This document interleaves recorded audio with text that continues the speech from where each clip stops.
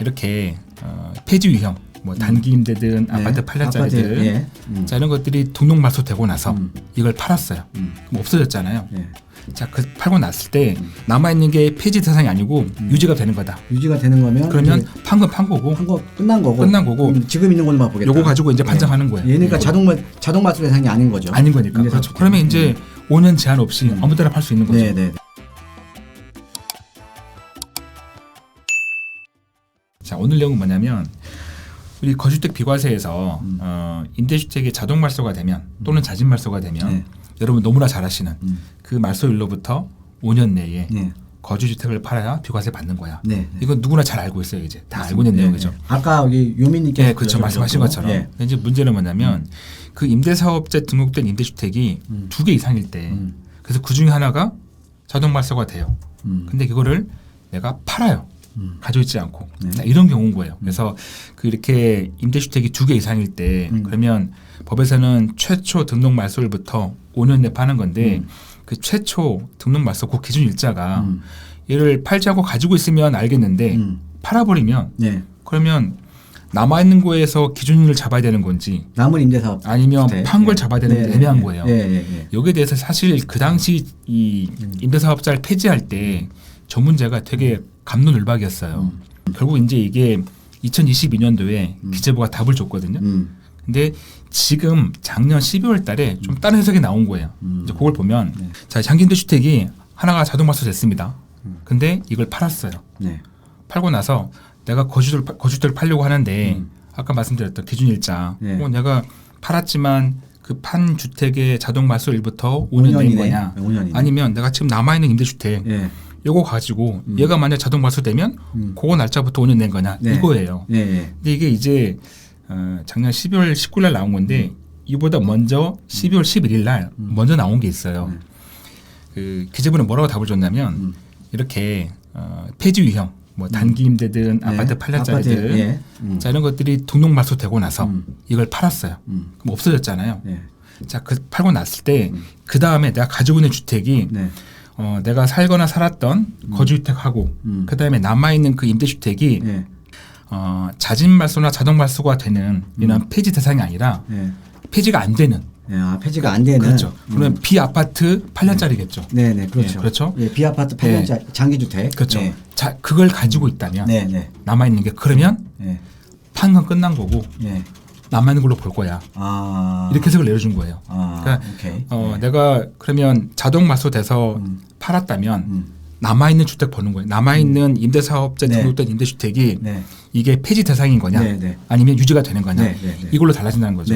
만약에 폐지가 되는 거면 뒤에 말씀드리겠지만 이미 팔았지만 그 판 주택의 말소일로부터 5년 내고 남아 있는 게 폐지 대상이 아니고 유지가 되는 거다. 유지가 되는 거면 그러면 판 건 판 거고, 판 거 끝난 거고 지금 있는 걸로만 보겠다. 요거 가지고 이제 판정하는 거예요. 얘니까 자동 말소 대상이 아닌 거죠. 아닌 거니까. 그렇죠. 그러면 이제 5년 제한 없이 아무 데나 팔 수 있는 거죠. 자, 그 내용입니다. 밑에 나와 있지만 5년 처분 기한이 적용 안 된다. 남아 있는 게 유지가 되는 사업자면 그냥 5년 제한 없이 아무 데나 팔 수 있는 거예요. 오늘 박찬원 대표님 말씀해 주시는 거는 임대사업 주택이 여러 가지 있을 때, 여러 가지 2개 이상일 때 있을 때 지금 이제 해당이 되는 거니까 임대사업자분들은 이거 정말 알아두셔야 됩니다. 왜냐하면 지금 이제 자동 말소나 자진 말소 하시는 분들이 꽤 계시거든요. 이분들이 가장 궁금해하시는 게 대체 이 거주주택을 언제 팔아야 돼?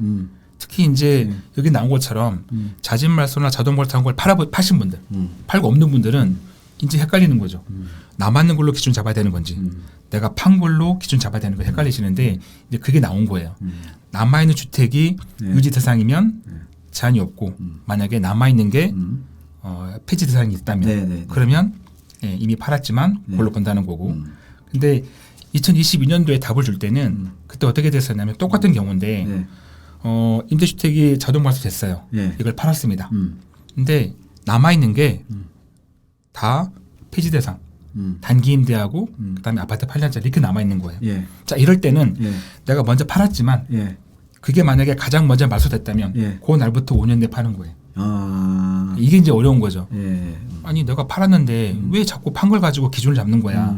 라고 하는데 그게 이제 법에 나온 대로 해석하니까 최종 상태가 아니라 그렇다 보니까 그러면 헷갈리실 텐데 핵심은 내가 만약에 자진 말소나 자동 말소 됐어요.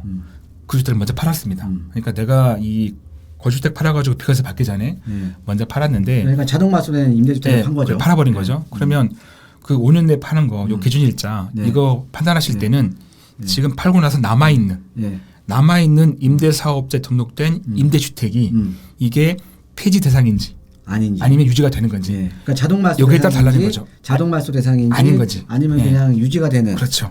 비아파트 8년짜리 이걸 판정하시는 거죠. 만약에 유지가 되는 비아파트 8년짜리가 남아있다면 그러면 5년 처분기한 제한이 안 받는 거니까 아무 데나 팔 수 있고 근데 남아있는 게 하필이면 다 자동 말소 되는 거예요. 2개든 3개든 10개든 간에 그러면 그때는 이미 팔았지만 최초 최초 등록이 그렇죠. 최초 등록한 걸로부터 이제 카운팅을 하시면 그렇죠. 되는 거예요. 5년인 거죠. 이렇게 보시면 됩니다.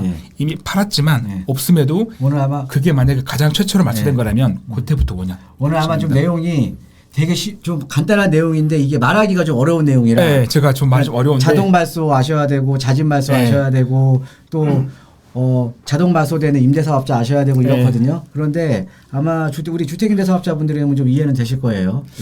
근데 이제 여기까지 정리가 됐는데 또 한 가지 문제가 있어요. 뭐가 문제냐면 자 남아 있는 게 반반 섞여 있으면 어떡할 거냐. 폐지되는 것도 있고 유지가 되는 게 있어요. 이거 어떡할 거냐는 거지 이때는. 여기서 정답은 이제 저도 몰라요.